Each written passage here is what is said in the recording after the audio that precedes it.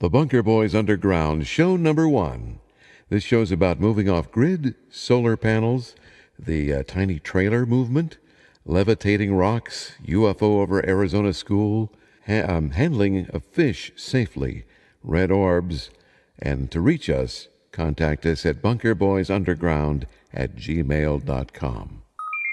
From a secret underground bunker somewhere in the Arizona desert, 40 feet below the Earth's surface, 2 men, aided by their robotic artificial intelligence, Jennifer, at your service. hide from their wives and kids to discuss man stuff with interesting and unusual people. These men are the Bunker Boys. Well, hi there, and welcome to the first installation of what we hope to be many future shows of the Bunker Boys Underground. We're here in the hope of entertaining you with stories from our personal lives and those we find from various sources. Stuff you might talk about around the office water cooler and maybe at night out with dinner and your friends. While most podcasters cover narrow topics, we're going to run with whatever pops into our wee little brains, as we yes, we have a lot of things going on in there. Some of them have cobwebs, but we think you'll find it interesting as we do.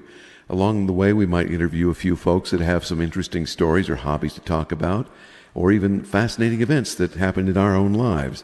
Sometimes we might even do a special show or two on a topic that we might stay on for the entire show. I guess I should introduce you, right, Garth? Yeah. My cohort in crime, Garth. Mm-hmm. We're going to keep the show PG-13, so you might hear something a little ornery now and then, but not too off-color.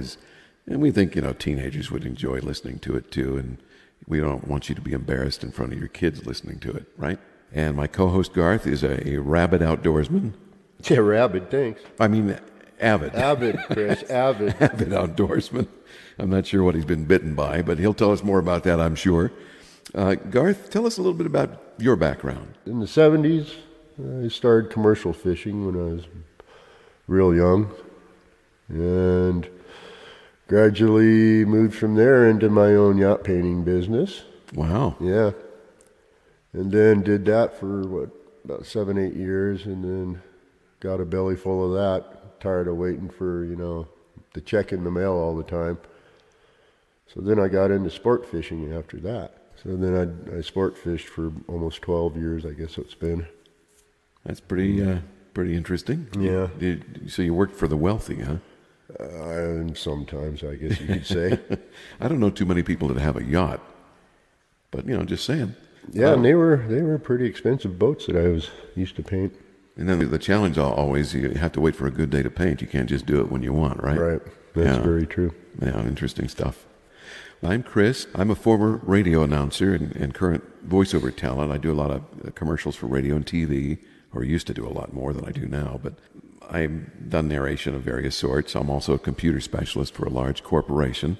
Well, both of us are here in northern Arizona, and we both enjoy the outdoors. Garth is kind of unique because he's in an off-grid environment, which means he's totally solar-powered on his house and lives out in the middle of nowhere, right? Right.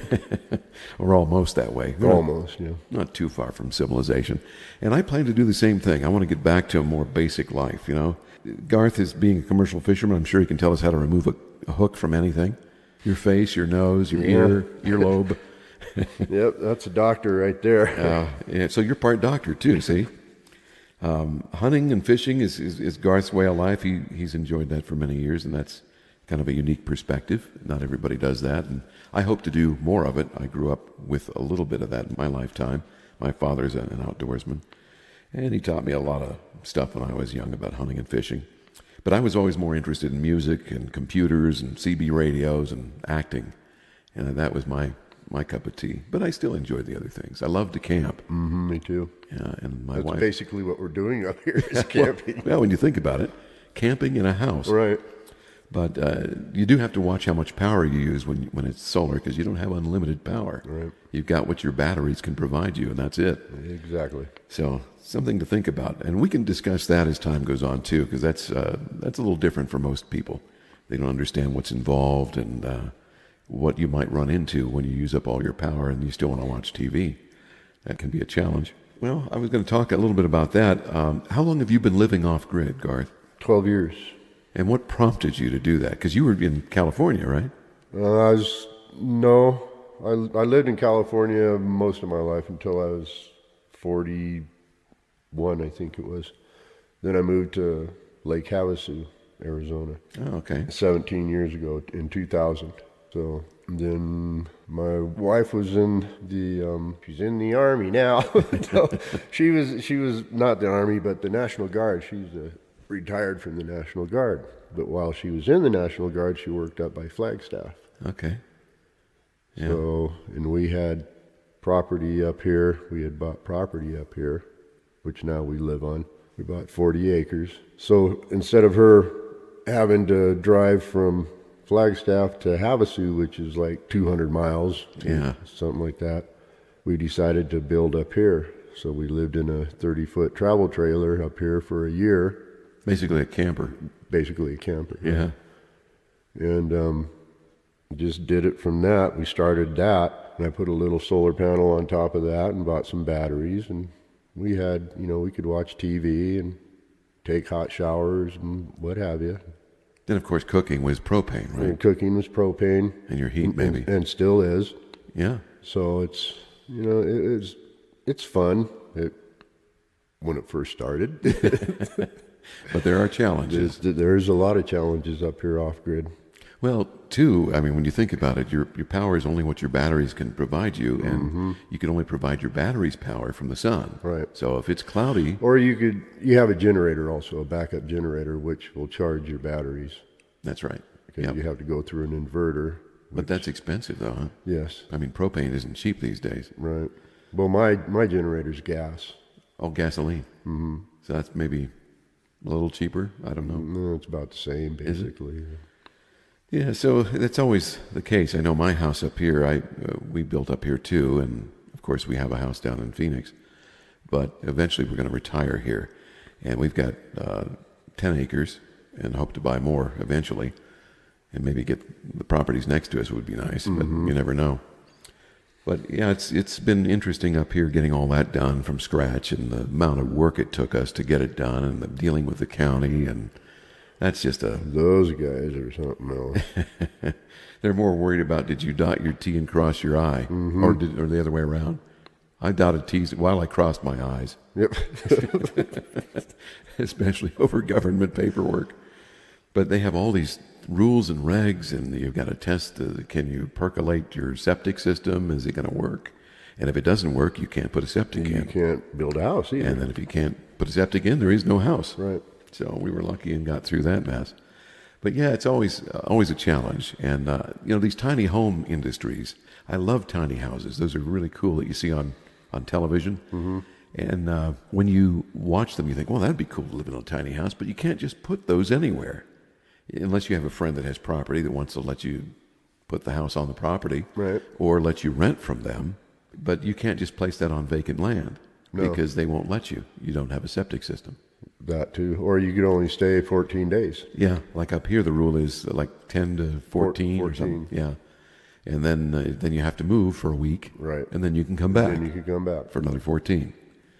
And I guess they do that so that they can throw you off your land if you're camping there and staying there full time. They don't want you to do that. Mm-hmm. Which to me is, if you own your land, why should you be prevented from doing that?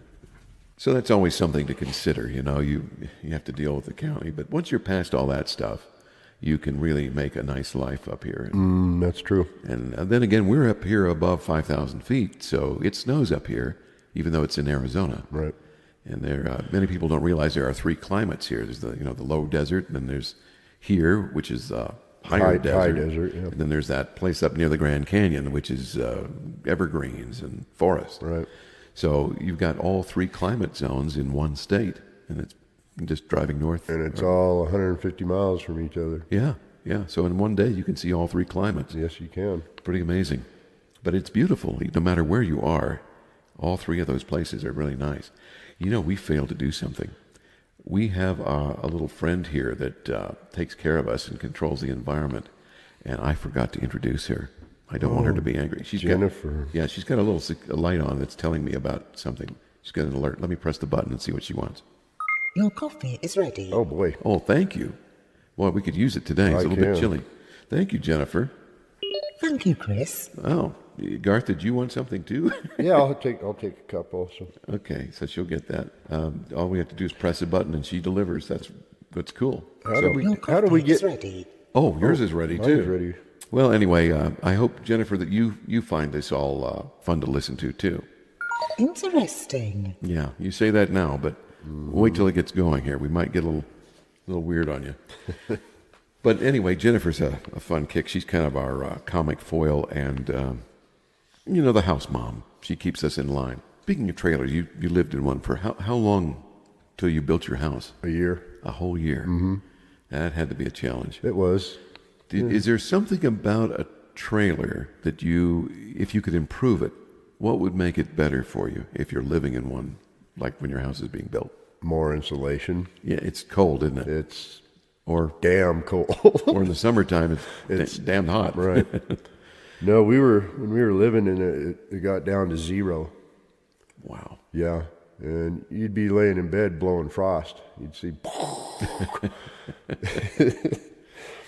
Yeah, that trip to the outhouse, that's a long trip in cold weather. Well, no, we had an indoor bathroom. Oh, that's right. Some of those have those, don't they? Yeah, we had an indoor bathroom and shower. And all I had to do is just go outside and start the generator and flick the switch, and it'd turn the water heater on and heat the water. And Mary still would be in bed, and I'd be getting coffee going and turn it. And we even had forced air heating too in that place, which was cool. When you're young, that's really romantic, isn't it? But when you're older, it's like... we weren't young. We were in our 40s, late 40s. Oh, that's true. You were a little Or older. no, early 40s, I guess it would be. Yeah. But yeah, it was fun. And you started off with not too many batteries when you got your house finally built, right? So you had it just enough for running your refrigerator and... You mean the house now? Yeah. No, we had plenty of power. Did you? Mm-hmm. We had 20 L16 batteries. Those are the great big ones. Yeah. The batteries now they make are getting better and better. And we had talked earlier about, your situation, and I was reading something in a magazine about saltwater batteries. And I did some research on it because we didn't know what we were going to get up here. We had a consultant that built our solar, and it runs our whole house, and it's a big system. I think it's 6,500 watts. But he was saying that he didn't think it would be a good idea to go with those. He went with those AGM glass mat batteries because they last longer and they require no maintenance, which is very cool. In your case, you used regular standard batteries, right? Mm-hmm. And you had to fill them with water every so often. Every month. Yeah, so you have to keep an eye on that. Otherwise, the life of them is nil. Diminishes, yes. Yeah. So as long as, you take care of your batteries, that's your life's blood if you like entertainment. Exactly. You've got to make sure that happens. But on the camper stories, I was just looking at stuff that they are coming out with, because of the tiny house craze, they've come out with tiny trailers. Tiny trailers. So that they're already done. All you have to do is hook them to your car and you can go anywhere. Right. And I think that's a great idea. And they weigh under a ton. Yeah. Wasn't it? Yeah, most of them. 1,600 pounds. Yeah, like that. under a ton.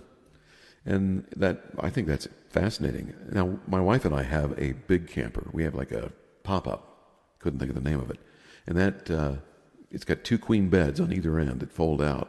But, like you were saying, it's not very well insulated, and that's canvas. It's like a tent when you pop it up.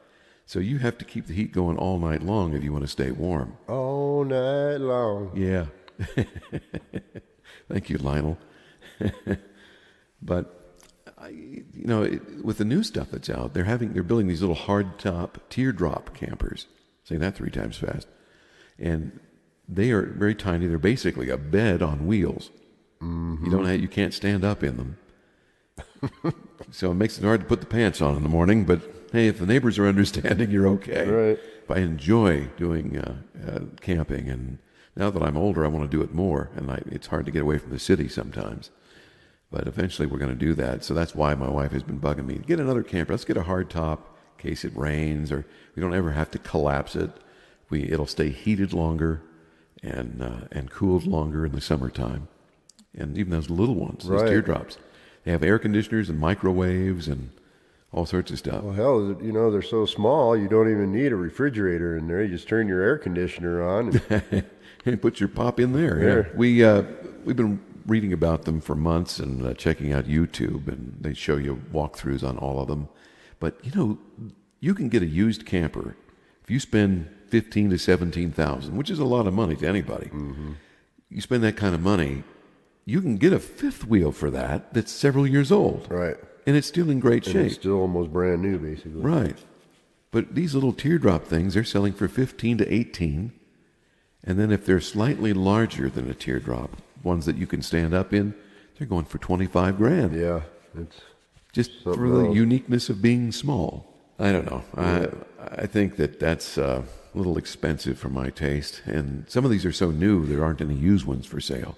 You know, these things are like cars. The moment you drive them off the lot, they depreciate in value, like unbelievably so. That's right. But anyway, if you're thinking about that, there's a lot of good ones out there. My favorites are the Lil Snoozy. They don't even spell it little. It's Lil, L-I-L, Lil Snoozy. And that one's out of North Carolina. They make them there. And those are really nice. But I believe they don't have I think they come with electric cooking surface. Everything's electric. Everything's electric. They have yeah. no propane. But, you know, if And you... plus they're fiberglass too. Yeah, they're fiberglass, which makes them great in my opinion, because if you have any damage to it, you can get a boat guy to fix it, Like me. like you. Just mix up some fiberglass and patch it right up, That's it. and then they don't rust and they don't rot. There's no wood floor to rot, so lots of advantage there. And on the inside, they're beautiful. They make them out of red oak. But you know what I noticed on that one commercial we were watching on it? It didn't have insulation in it. Did you notice the walls? Well, they're very thin, but they are insulated. Are they? Yeah, they're done with an air pocket. There's fiberglass on the outside. There's some sort of like 2 or 3 millimeter padding in there that creates an air pocket, and then there's more fiberglass that sandwiches it. Okay, I didn't know that. It just looked like it was one sheet of fiberglass. Yeah, but no, it's I believe you it's sure? 2 sheets. Are Yeah, you I'm pretty sure? sure. Yeah, because they talked about the manufacture process. We'll have to get old, what did they call it, old Snoozy On the phone. on the phone and see what kind of insulation he's got in there. Yeah, but those things are expensive. I think they start at, I'm guessing 18, and they go to 25, depending on what you get. Right. Options. The concept is great, being all fiberglass and everything, but I don't like it because it's no propane. Yeah. It has to be. So I wonder if your generator breaks, what in the hell do you do out in the middle out if you're hunting elk or something? Well, here's what I like. Oh, we gotta pack up and go home. We have nothing to cook with. You know? No, well, you can buy a little countertop cooker. I've got 2 of them. I have one for backup in case the first one dies. But we bought ours at Costco, and you can put it on the tabletop and just bring a bottle of gas A with little you. propane one, yeah. Yeah, and I don't know if that's safe to use indoors. I mean, they say why wouldn't it be, I guess? Right. But you can take it outdoors Just too. don't burn your food. Yeah, just don't burn it in your trailer. You'll never get the smell out of your trailer. So that's an option. And the other option is one of those little buddy propane heaters. I have one of those, and those are great. Mm-hmm. They do work good. Yeah, remember when we were doing the cave here? Yeah. We were doing the insulation and whatnot in here. Turn that baby Turn on. that That baby was on. a year ago, wasn't it? More than a year ago, I think. Was it? Maybe it was. 2 years, a year and a half ago? Yeah, Well, something it was like that. during the winter, so It was. we're in winter now. Yep. But yeah, that worked really well, and that could roast us out if I left it on. But I like those, and in a small space like that, you would have no trouble heating that trailer. The old butt buddy. Yeah. Well, no, it warms your butt. Yeah, well, I was thinking the prison scenario. Sorry. That's what Paul used to call it, the old butt buddy. Warm your butt, warm the cockles of your heart. Mm-hmm. So anyway, our new sponsor, Rusty's Used Cars. I think you'll enjoy his little presentation. Go ahead, take it away, Rusty. Hello, friends. This here's Rusty from Rusty's Used Cars. I want to ask you to come on down to my place. So I'll just do that. Come on down to my place. see some of the best used cars this side of heaven. You won't believe the deals we got for you. Really, you won't. When you see these beauties, you're gonna wonder why we were even attempting to sell them. Remember, one man's trash is another man's treasure. And we got plenty of other people's trash here at Rusty's. Why, just the other day, an old gent was gonna send this here little beauty to the great junkyard in the sky. And we managed to salvage that deal and got a new driver in the seat the next day. It went on to a wonderful second life for somebody else. And we have lots of treasures just like that to sift through. Why, cars are being towed in daily, and we fix 'em up and have 'em purring like kittens, and sometimes running like a bucking bronc. But either way, they'll get you to Piggly Mart and maybe even back again. Come on in now, 'cause when I tell you these cars won't last, I'm just being honest here. These cars won't last. But while they're still drivable, come in and look around and kick some tires, but not too hard. Oops. When you come in, ask about your pay-as-you-go plan and our no-money-back guarantee. At Rusty's, we're committed to selling you a car no matter what it takes. We like to say we're on the rusty cutting edge of car sales. Kinda makes you want to get a tetanus shot, don't it? We even have a deal nobody else has. The piece-at-a-time correspondence purchase, where you can actually buy a car by mail. We're so determined to get you into a deal, we'll let you pay for one part at a time, and we'll mail it to you along with the best directions money can't buy and have you into your dream bucket in a matter of months, as long as you can follow directions. There's no other plan like it. We even have a playground for the youngsters, made out of a 59, 60, and 63 Buick with only 2 accidents so far this year. So come on down to Rusty's and get the deal you'll be talking about for the rest of your life. Rusty's Used Cars in Arizona at the corner of I-40 and US 89, right across the street from the Three-Legged Dog. Thank you, Rusty. That's the Rustmeister. It's time now for Uncle Garth's Almanac of Interesting Information. All right, Chris. Well, I think today we're going to talk a little bit about fishing and the infections you can get from handling a fish, of course. Ooh. Yeah, you do. Especially catfish, you know, because they're bottom dwellers. They like to swim in the mud and eat, you know, yucky stuff and stuff. I was always afraid to get whipped by them with their little whips on their face. Oh, gee. Those don't hurt you. They call those barbels. Oh, really? Mm-hmm. They call them barbels. But anyways, speaking about infections, yes, you can get a very serious infection from catfish or any fish if you get stuck by one of their dorsals or pectorals or... Ooh, I didn't know you were going to get so complicated. Or their anal fins, anything like that, yes. Especially with catfish and saltwater fish, sculpin. With sculpin, you could get a very bad infection from a sculpin or anything. When you get that, does it, you get like a rash, or do you have to get a shot, or what happens? Well, what you should do is clean it immediately, of course. But with the sculpin, the thing was used to use is ammonia. You pour ammonia on your wound or hot tea, and it draws the poison out, supposedly. I never did it to me, but because it, you know, I have a high pain tolerance, basically. It never really bothered. It stung for a couple of minutes, and then, of course, you put some antibiotics on it as soon as possible after you clean it. That makes sense. Yeah, so it doesn't get infected. Because if it does get infected, it could fester up to a pretty big to-do. Yeah. Well, if you get any infection in your bloodstream, right, that is not a good thing. No, it isn't. You know, most infections aren't real serious, but there have been times, you know, they've gotten finned by a catfish, and the infection is spread to the bone near the infected area, and that could really screw you up. Yep. Yeah, and that to the point of death. Right. If you have to go to the hospital there. Yeah, that's not good. So what you should do is, you know, always use, you know, antibacterial soap right away, which helps kill the bacteria on and in the wound if you get it into the wound. But yes, you should always carry a first aid kit with you, no matter where you go, basically. Well, I know just for hooks alone, you Right. should carry a first aid kit. Oh yeah, and speaking of hooks too, I've pulled quite a few hooks out of people also. Wow. Some of them you could pull right back out, because most of the hooks you use have barbs on them. Right. So that's to hold the fish on the hook with that little barb.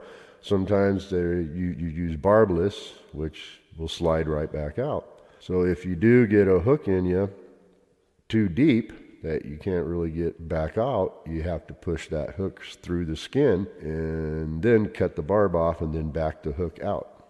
That makes sense. And then obviously either go get a tetanus shot or put antibacterial soap or something on there. Yeah, most of us can't remember the last time we got a tetanus shot. Right. I was just talking about that with my wife yesterday. I said, when's the last time you got a tetanus shot? She goes, I don't know. But whenever I was at the doctor's office, they asked me that, and they said, well, you're due for one. If you can't remember, we're just going to give you one.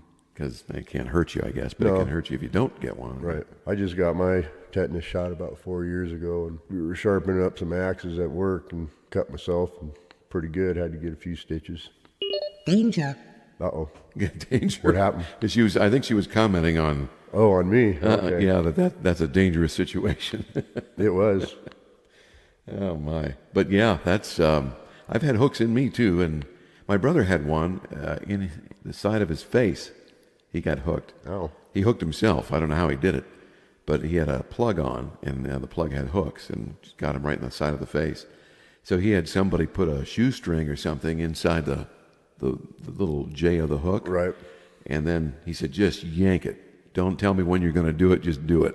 Yeah, you push down on it and then pull back. Yep. And he said it came right out, but it didn't feel good. All right. It didn't feel good going in either. Have I ever told you about the one with my brother Steve? I think we talked about that privately, but yeah, go ahead and tell that story. With the treble hook in the nostril? That's a good one. Yeah, we were up in Idaho stream fishing for trout and fish. We're catching fish, and we're way up in this stream, and it's the only way you could get up there is by the stream. You had to walk the whole stream because it was in a big canyon with no trails on either side, so you had to walk the stream. So we were probably a quarter of a mile way up in this canyon, catching really good fish.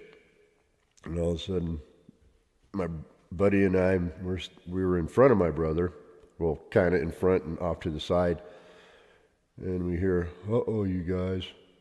We're like, what? What's the matter now? Look. And he's standing there with this lure hanging out of his nostril. All right, I'll bite. How in the world did he get a hook in his nostril or a plug? Well, we were using little spinners, which they have treble hooks on them, and he had it was snagged on a rock, and he's pulling, and it shot off the rock, and it went right up his nose, and the lure was hanging out of his nose. We're like, oh no. Let's see. Okay, so we're looking, we're going to have to go to the hospital and get this out, because, you can't mess around with 3 hooks in your nose. You can't try and pull them out. That sounds like 3 types of pain right there. So we just cut the line and left the lure hanging, so let's go home. So we were walking out of this canyon, and all of a sudden, hey, you guys. What, Steve? We can start fishing again. Why? Look, the lure just fell right out of his nose. Oh, jeez. We were walking, and it fell right out. Okay, well, let's start fishing again. He was saved. Yeah, he tied the lure back on and started fishing again. Oh, jeez. Jennifer, hand me that little thing over there, will you? Thank you. What was that? That was her mechanical arm. Didn't you see her reach to the No, door? what was she giving you? Well, that pen right there. Oh, I wasn't watching. Yeah, I just I needed it to write my notes here. But thank you. Thank you very much there, young Jennifer. But anyways, that was Uncle Garth's Almanac of Interesting Information. Well, thank you, Uncle Garth. You're welcome. That was entertaining. So I'll use gloves now from now on to handle my catfish. Well, you can, or just be very careful. Yeah, don't get finned, because it's not very finny if you get finned. And by the way, the catfish dorsal fin and the pectoral fins, they also have barbs on them too. Oh, yes, they do. So if you get stung by one of those, it's more like jabbed. Right. And it hurts. It's like, why is that so sharp? That's their protection. Yeah, it works. It does. Okay, well, thanks for that little bit of information. That was helpful. You're welcome. All right, we're going to go take things a little different turn. We're going to go into the mysterious just a bit. Well, back in 2016 at Board Camp Crystal Mine in Board Camp, Arkansas, some folks there happened to be out one night. They noticed there was strange, unnatural flashes over near the mine. The mine's a crystal mine. So rather than wonder the rest of their lives, they got a bit curious. They came up with a bright idea, and they decided to set up a trail cam and see what was going on over there at the mine causing the flashes. Well, the game cam was checked, and they found something very unusual, almost shocking. Apparently, they captured on camera something much more interesting than light flashes. They actually had a video of rocks that were levitating, hovering, and moving. Wow. Isn't that bizarre? So here's what they decided to do. The owners of the mine built a simple gravity scale that was balanced with rocks on it. And they wanted to see if the rocks really became weightless and hovered.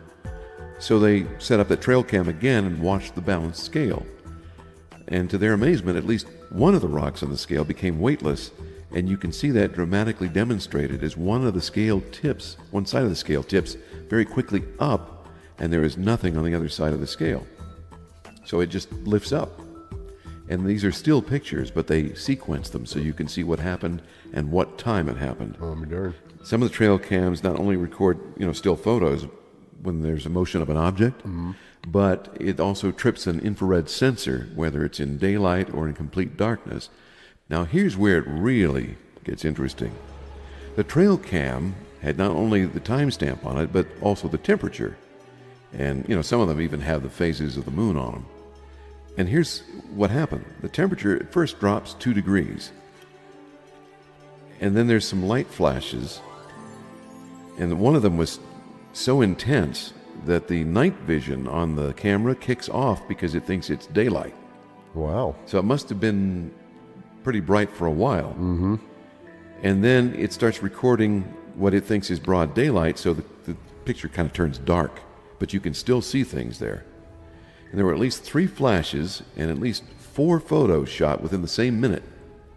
Because I looked at it. You can look at the video on YouTube. And it shows the flashes, the camera going dark, and then the camera says it's 8:12 p.m. on those photos and 74 degrees. But then at 8:12 on the last of the 4 photos, it says the temperature is 77 degrees. Wow. So it went from 68 when the first pictures started to the sequence of 4 when the light flashes started to 77 degrees. Isn't that something? Yeah, pretty scary. That is. And the interesting thing was the light kind of panned from left to like directly overhead to right, as it looked like something was flying overhead and moved across that area. Oh, me darn. But you don't know what it is. It's a light flash. Now, some people find it hard to believe, but they've sent the photos and video to a group that validates such things for scientific purposes. They want to know if it's real or not, so they're waiting on the results of that. But this started back in, 2016? 16, yes. And it's continued ever since then. Some people think it's because the mine's full of crystals and that the crystals themselves are partly responsible for creating some sort of energy field. And that, too, sounds a little out of left field, except you remember the first radio transmitters were crystal sets, or radio receivers, I should say. Okay, you're right. So who knew that by cutting a crystal at a specific angle could cause the crystal to become excited, and that's a real term, technical term, excited and receive radio signals just by the nature of the cut of the crystal. And then once you amplify those signals, you can actually hear the radio reception. Amazing. It's just amazing to me. I'm still blown away by it. And of course, the crystals themselves don't explain the bright flashes that they had seen. Perhaps that too had something to do with the energy release or transmission, causing some sort of magnetic or electrical field. But others think it had to do with UFOs flying overhead, that they were doing something during that time. And furthermore, they checked with MUFON, which is the Mutual UFO Organization, and they were checking with them to see if there were any UFO reports at that time. And that night there were. So people had seen orbs flying near the woods near this mine. I'll be darned. and over the mine. Who knows what's causing it, but they're trying to investigate it. They've had people camp out there and watch it and watch for the lights. I mean, there's a lot of mysteries left in this life. You know, we don't know everything, and maybe we never will. But it sure is interesting to investigate it anyway. One final thing on this. The photos show the light starting on the left, like I said, moving to the center, then to the right, and you can watch it on YouTube. You can look it up. Just look up the name of the mine. Board Camp Crystal Mine in Board Camp, Arkansas. Board Camp Crystal Mine in Board Camp, Arkansas. If you look that up, YouTube, you'll be able to see it. And last October, this year, the Travel Channel's Josh Gates, he's that guy that hosts the Expedition Unknown. He always goes to different things and investigates mysteries. Well, he's got a 4-part series called The Hunt for Extraterrestrial, and he's thinking it's got something to do with UFOs, apparently. So they did a 4-part series, but one of the shows, I guess, involved this crystal mine. Really? The owners of the mine are Cheryl and Orville Murphy. Orville, yeah, that's an old country name, huh? You ain't kidding. And they bought the mine back in 2008 and opened it up as a public dig site because people like to dig for, you know, crystals and rocks. Do they charge you, I wonder? I'm sure they do. People come to dig crystal quartz out of their mine, and Orville started seeing glowing objects himself, little orbs of light in various colors in the surrounding woods near the mine. I'll be darned. And never investigated it further until recently. They state that the large crystals appear to drop from the sky on occasion. Like, you know, the mine is underground, and for some reason, crystals appear on the topsoil. So I wonder if these UFOs are getting these crystals, taking them up there and getting all the energy out of them and just throwing them back down. Who knows? That sounds logical to me. Yeah. But we know that there's some sort of energy in crystals, I'll be darned. or they serve some sort of purpose. Also, batteries that are in the area get drained of their energy when they were fully charged a moment ago. Surrounding woods has tree branches with burn marks, and the trees are dying. Well, I'll be darned. They've also noticed that metal objects they even have a fence there that got magnetized.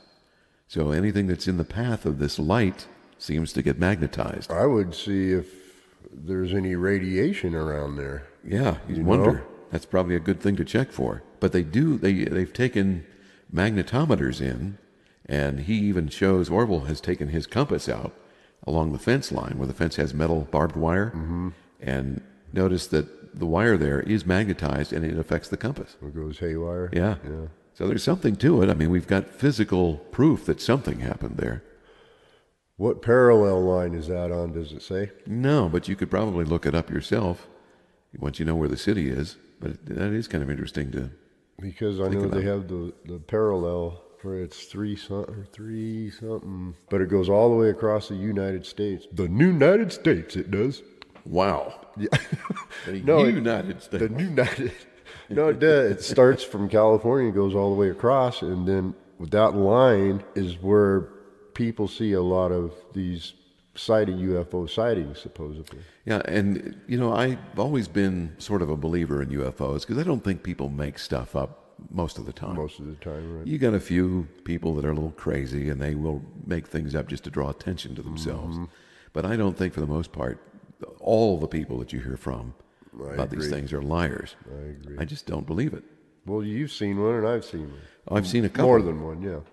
My wife and I were driving from California over back to Arizona, and I thought they were airplanes, and they were amber colored. They weren't quite bright enough to be airplane lights. And I thought, well, maybe it's a smaller plane, or, you know, it doesn't have a super bright headlight. And I kind of just thought, well, maybe the atmosphere dimmed the light somehow. I didn't really give it much thought. And then I saw the light disappear, and then next to it, another light come on, and then it went out, and another light next to that one came on, and then they would alternate. Planes don't do that. They don't do that. And it's even hard for a helicopter to do that quick and stuff. Yeah, and these, so it wasn't an airplane. So I thought my wife was asleep in the passenger seat, and I thought, I don't want to wake her up, but I want to tell her about it later. And just as I was thinking that, she looked over to me and she goes, "Are you seeing this?" I said, "I thought you were asleep." But I said I was going to wake you up and tell you, but I thought I'll let you rest. But she goes, no, I've been watching it too. And at first I thought they were airplanes, but they're not airplanes. And they were amber and they were big. I'll be darned. I don't know, at the arm's reach and you put your thumb out, I could probably cover it with my thumb, but just barely. Wow. So they were pretty big. That is pretty big.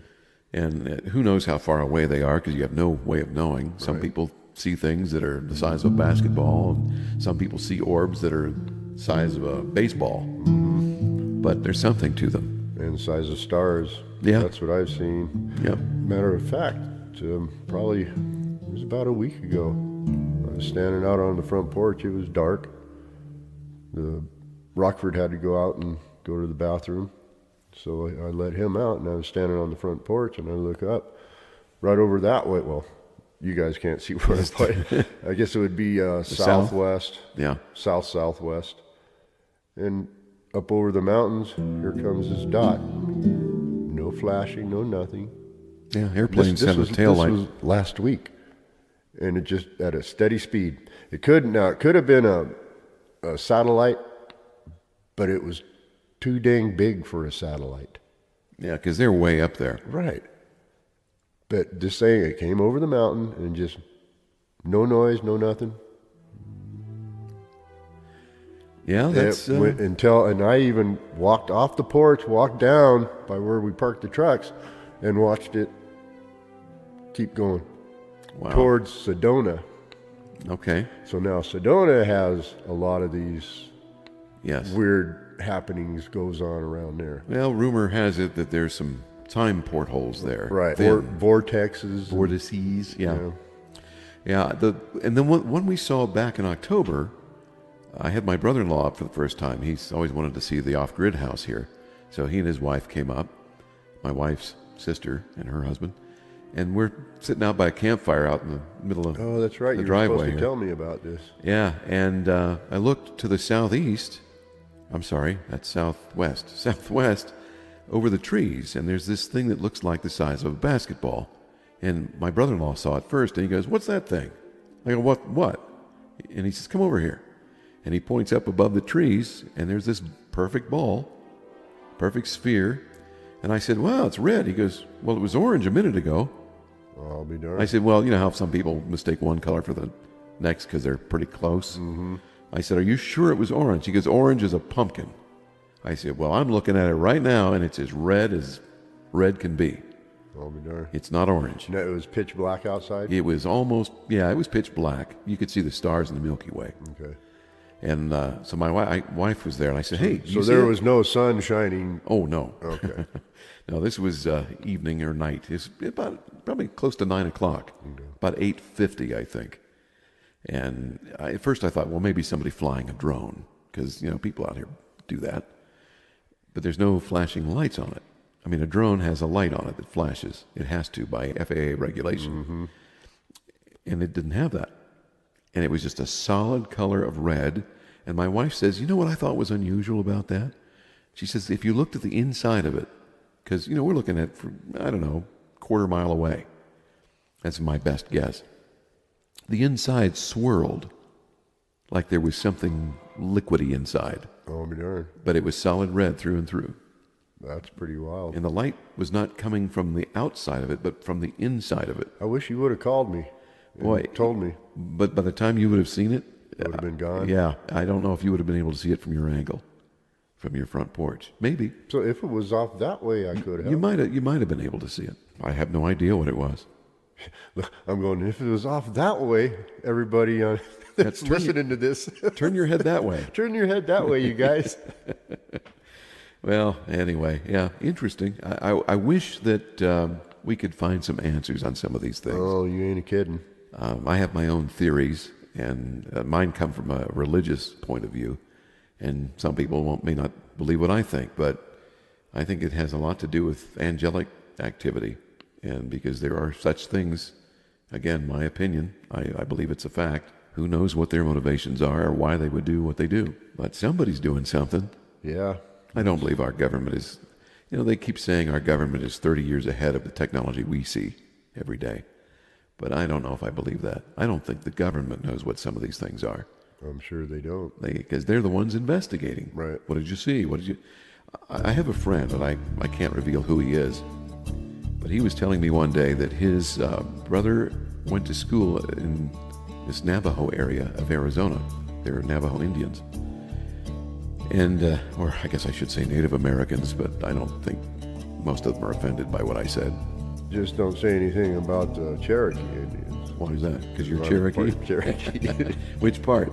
The upper part. Okay. The ponytail part. There you go. Anyway, he was going to school, and he said that somebody noticed while they were out on the playground that there was this giant UFO. And it was as big as a football field. And it came down and hovered near the school, like not too far off the ground. And, I mean, it wasn't touchable, but it was, like a helicopter would land and just like hover over the school. It was that close.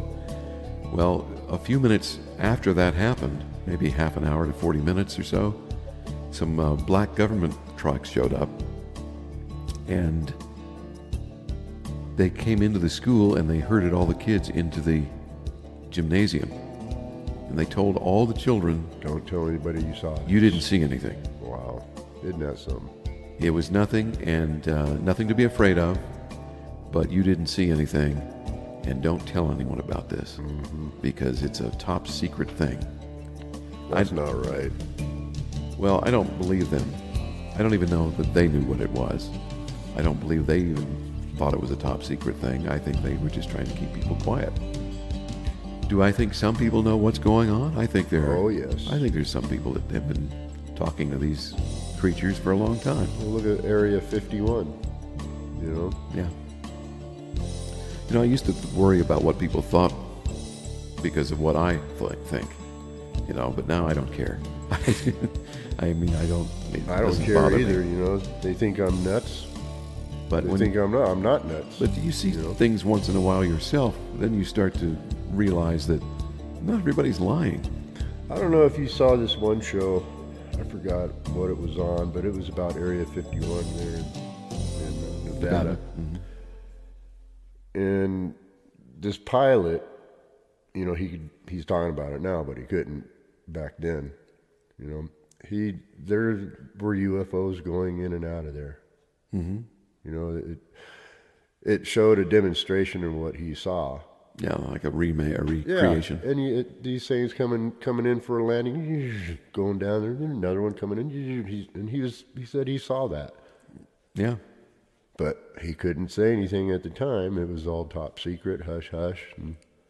Well, there's an engineer that's famous for having worked at Area 51, and he told everybody where he was educated, and when they checked on him, they couldn't find any documents that he went to that college. See, there you go. And he goes, you know what?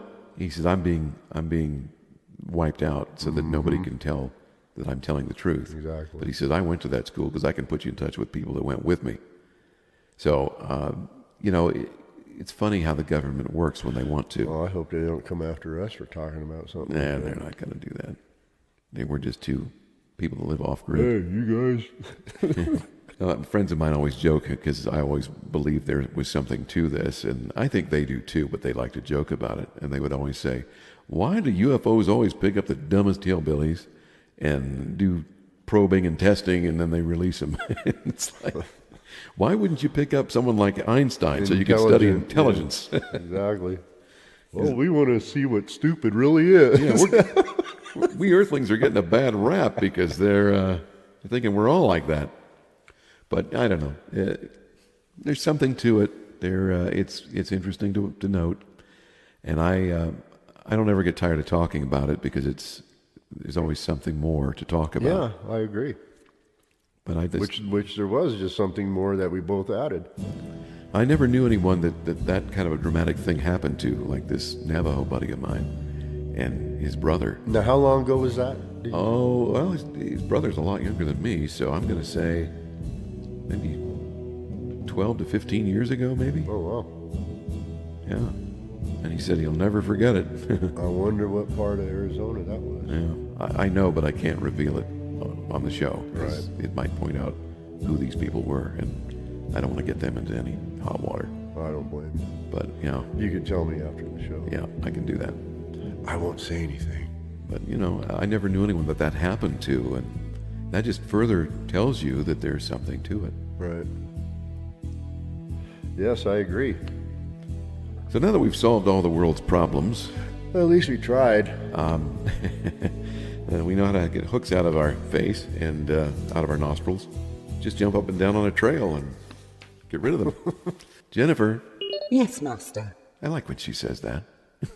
She has a sexy voice. She does. She reminds me of Jane Leaves. Remember from, what's his name? Oh, yeah. The radio psychiatrist TV show. Kelsey Grammer played the part. Oh, Why can't I remember this? I've been watching the series I for know. years. I got off it and on. right on. I love that show. It's just brilliant. Brilliantly written. It's his last name. It's on the tip of my tongue. Mine too. Everybody out there listening is going, you dummies, I can tell you. They're screaming at their radio, their headphones. I know what it is. It's I want her to say everybody. Kelsey Grammer. As soon as the show's over, we'll think of it. Yep. Oh, I know, Dr. Fraser Crane. That's it. It's Fraser. Fraser. Why didn't you think of that? I don't know. Why didn't I? My gosh. Well, we want to thank everybody for listening. We appreciate you, and hopefully, if you have any interesting stories that we can relate over the show about UFOs, or maybe you met a celebrity, and we'll do a show on that too. We'll talk about celebrities we've run into or seen. Sometimes just seeing them is kind of a kick. We'll talk about that. Send it to us. Send it to us over email. And it's real easy to reach us. All you have to do is address it to bunkerboysunderground@gmail.com. bunkerboysunderground@gmail.com. We'll send you an email back and let you know we got it. And if it's something really interesting and you would like to do an interview about your experience, we can do that too. Mm-hmm. I can record the show with you. And we can give you a call when it's convenient and actually record you. That'd be kind of fun. Yeah, I think it would be. So keep that in mind. Again, contact us by writing bunkerboysunderground, all is one word, @gmail.com. And we would like to thank, of course, Jennifer. Thank you, Jennifer. Thank you, Jennifer. Thank you, boys. Oh, you're so welcome. Mm-hmm. I'm glad she's a part of the show. So that about wraps it up for us. I can't believe it's been almost an hour. I can't believe it's Friday already. It's not Friday. Oh, it's Sunday, isn't it? Well, it's Sunday for us. Yeah. But someone else might be on Friday or any other day of the week. But in any case, we appreciate you being there and listening. And again, if you have any ideas, please contact us, and we'll talk to you. I want to do some interviews in the future too. We were talking with we have a neighbor that did the music for the Flintstones. He wrote a lot of it. He wasn't the first writer. He was the second guy that replaced the first guy. But he wrote all the music for a man called Flintstone, which was a made-for-theater movie. And it's on TV every once in a while. You might catch it. And you can buy it, I think, on Amazon as a DVD. But he's in his 80s and still spry and still writing music. And does so for church now. But he's a really nice guy and a gentleman. So hopefully we'll talk to him soon. And you had a little quip you wanted to share about something over there. What was it? Oh. You know, you're more than likely to die from a falling coconut than a shark attack. And those are sage words to keep in mind. Yes. Don't forget. Thanks, Garth. Don't stand under coconut trees. There you go. And that's a fact. That is a fact. I've heard that. Well, thanks, Garth, for being there, and we'll do this again next time. You bet. I'm Chris. I'm Garth. And we are the Bunker Boys.